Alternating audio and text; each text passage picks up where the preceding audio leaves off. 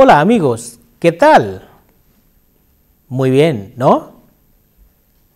No, here no does not mean no. If asked interrogation, muy bien, ¿no? Means very well, isn't it? So, if the no expression is asked with the interrogation, it means isn't it. In the last lesson, you were introduced to the verbs llamarse and ser to introduce yourself. We have learned like you say me llamo and your name, or you say soy and your name. Please refer to the conversation of Ravi, Anand and Kwan. We shall do the profession a little more in detail today in the first part of the lesson. In the second part of the lesson, we shall learn the conjugation of dedicarse and ser. In the last part of the session or the lesson, we shall look at the different expressions to ask about professions. We have learned to introduce ourselves through conversations of Anand, Kwan, isn't it? How do you ask someone their name? You say, ¿Cómo te llamas tú? ¿Cómo te llamas tú? For informal conversation, or ¿Cómo se llama usted? ¿Cómo se llama usted? For formal conversation. Here is a situation. Mr. Rakesh Sharma is on a visit to Madrid and he knows a little bit of Spanish. Let us look at this conversation at the hotel in Madrid between him and the receptionista, the receptionist. Yes, the receptionist is filling up his details. So, el recepcionista asks, Hola, buenos días, señor. And Mr. Rakesh Sharma says, Buenos días, señor. El recepcionista will ask, Pasaporte, por favor. Por favor is an expression to say please. It is very useful, important expression in any language. Por favor. Por favor. The receptionist is asking the passport of Mr. Sharma. The receptionist is asking the passport of Mr. Sharma, and Mr. Sharma shows him the passport. The receptionist then asks his name. ¿Cómo se llama usted? ¿Cómo se llama usted? Me llamo Rakesh Sharma. Rakesh Sharma. He repeats. The receptionist says, Nombre, señor. Rakesh, sí? Mr. Rakesh Sharma says, Sí, señor. El apellido, señor. Apellido is the surname, or Mr. Sharma replies, Sharma. And the receptionist asks him to spell, and then Mr. Sharma spells it, and here shall I read out the conversation for you. Hola, buenos días, señor. Hola, buenos días. Pasaporte, por favor. And Mr. Sharma shows the passport. El señor Rakesh Sharma enseña el pasaporte. ¿Cómo se llama usted? Me llamo Rakesh Sharma. Rakesh Sharma. El nombre, señor. Rakesh. ¿Cómo se deletrea? How is it spelled?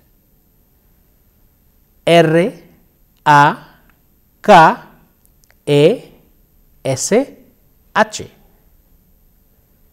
¿Y el apellido, señor? Sharma. ¿Cómo se deletrea? S H A R M A. ¿A qué se dedica usted? Soy director de una compañía. Mucho gusto. Gracias. Bienvenido al Hotel Palacio Real. Bienvenido is welcome. Señor Rakesh Sharma says, thank you, gracias. Hola, buenos días, señor. Hola, buenos días. Pasaporte, por favor. El señor Rakesh Sharma enseña el pasaporte. ¿Cómo se llama usted? Me llamo Rakesh Sharma. Rakesh Sharma. El nombre, señor. Rakesh. ¿Cómo se deletrea? How is it spelled? R-A-K-E-S-H. Y el apellido, señor. Sharma. ¿Cómo se deletrea? S-H-A-R-M-A. ¿A qué se dedica usted? Soy director de una compañía. Mucho gusto. Gracias, señor. Muy bien. Bienvenido al Hotel Palacio Real. Bienvenido is welcome. Gracias. In the conversation that we have just seen, to know that two expressions about name and profession are used in usted form. Since it is a formal conversation, the receptionist uses ¿Cómo se llama usted? To know the name, ¿a qué se dedica usted? To know the profession.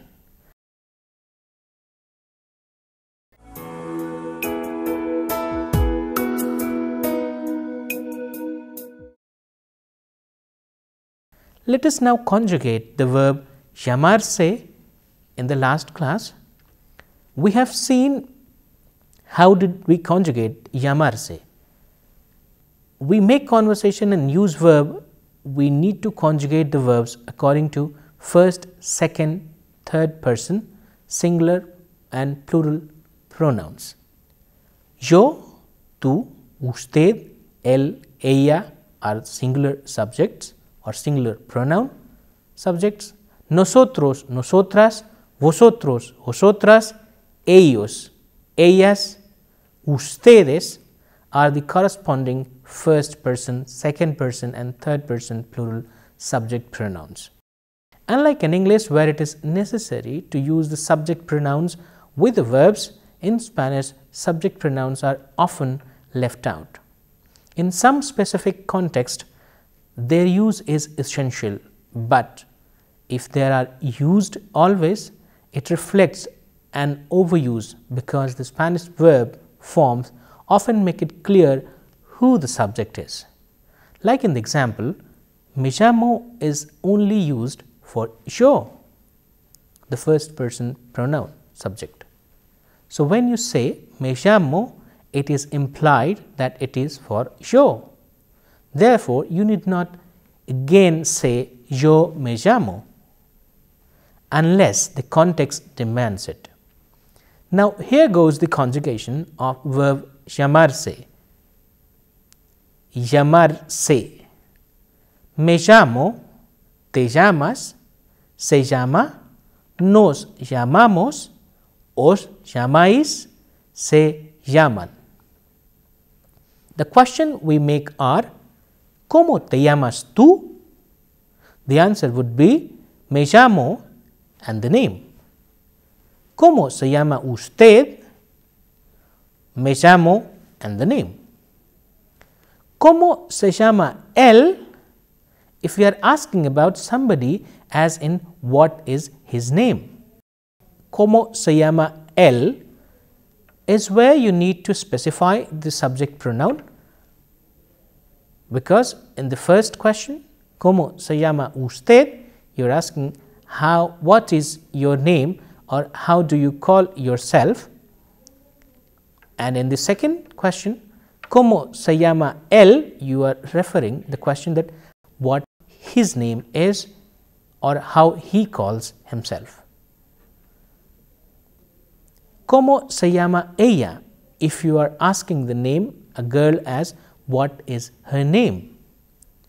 Learn the verb as it is, and we shall do about different group of verbs and their conjugation in detail when we do the verbs. With respect to the verb dedicarse, let us just learn how to ask second person formal and informal and third person singular and plural conjugation for now. Te dedicas, as in ¿a qué te dedicas tú? Te dedicas, as in ¿a qué te dedicas tú? Usted se dedica, as in ¿a qué se dedica usted? Él se dedica, as in ¿a qué se dedica él? O ella se dedica, as in ¿a qué se dedica ella? In the reply to the question asked with the dedicarse, we say yo or soy and the profession. Yo soy and the profession. We shall look at the list of professions that we often come across in the day-to-day life. Profesor, ingeniero, médico, secretario, abogado, alumno, ejecutivo, etc. Profesor is professor, ingeniero is engineer, médico is doctor, secretario is secretary, abogado is lawyer, alumno is student, or ejecutivo is executive. Do you notice that almost all the nouns about the profession ending in O denote the noun is masculine? Remember that by and large the nouns which ends with O are masculine and feminine which ends with A or the letter A in Spanish, and you make the masculine nouns into feminine by replacing O and A. Secretario becomes secretaria, abogado becomes abogada. Abogado is the word lawyer, and for the alumno you have alumna, very right. It is not equivalent to alumnus in the English, which means old students, but just a student. The corresponding plural is alumnos or alumnas if there is a sentence like ¿a qué se dedican ellos? What do they do? Talking about a group of boys and girls. You say ellos son alumnos. They are students.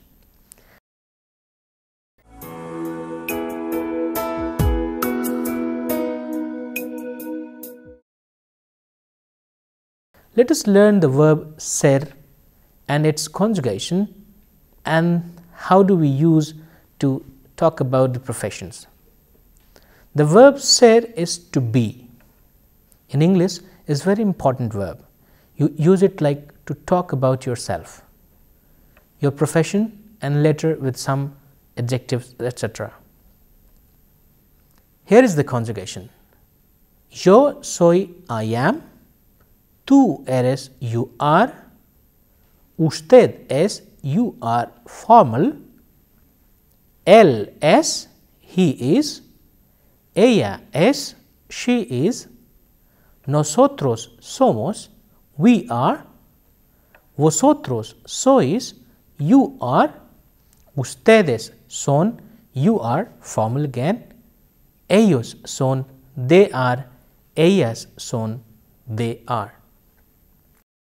Remember, the verb ser is not used as auxiliary verb to say I am doing something or I am working. You will get it clarified better when you learn to use different verbs and their conjugation. Let us now see what we can say with the verb ser. Yo soy Rakesh Sharma. O me llamo Rakesh Sharma. Soy director de una compañía multinacional. You have understood these sentences very well. You can practice it with your own name, profession, and you can also ask other person his information.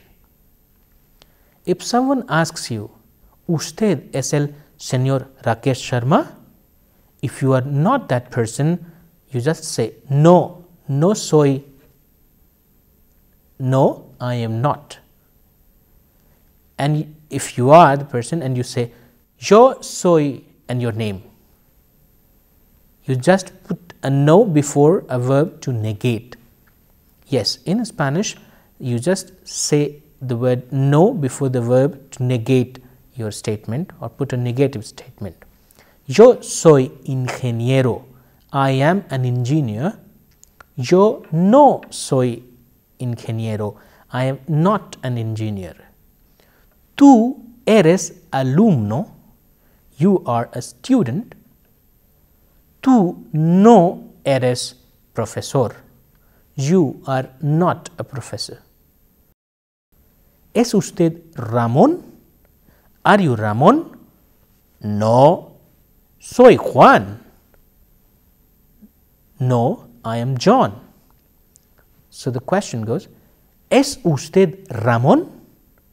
Are you Ramón? No, soy Juan. No, I am John.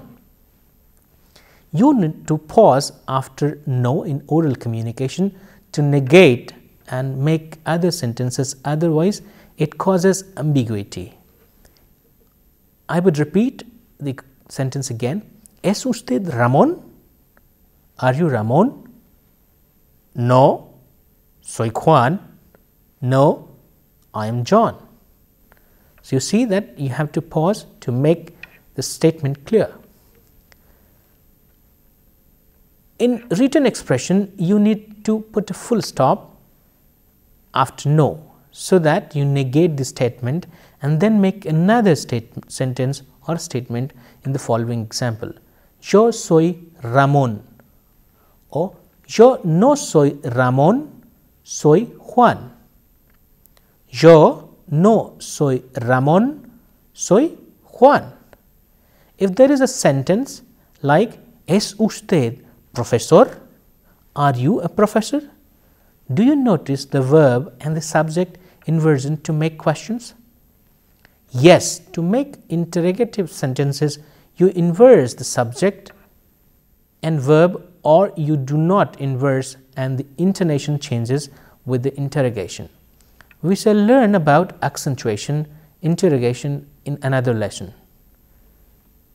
There is another way to ask about profession or what you do. ¿Qué haces?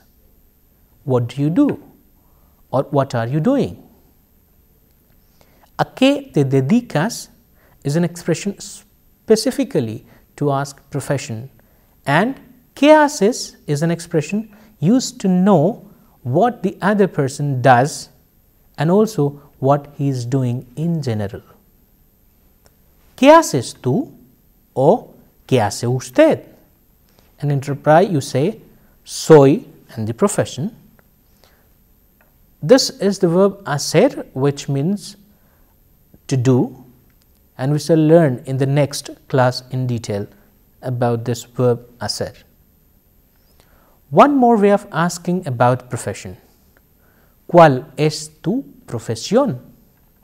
¿Cuál es tu profesión? Would literally mean which is your profession. Es form the verb ser, which we have learned today. To summarize briefly, today we have learned the verbs dedicarse in detail and have also seen the affirmative, negative and interrogative sentences briefly. Here is the structure. ¿Qué haces? ¿A qué se dedica? ¿O a qué te dedicas? ¿O cuál es tu profesión? And in reply you say soy and the profession.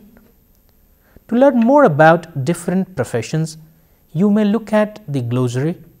Bye, adios for now, hasta luego, meet you in the next session, ciao.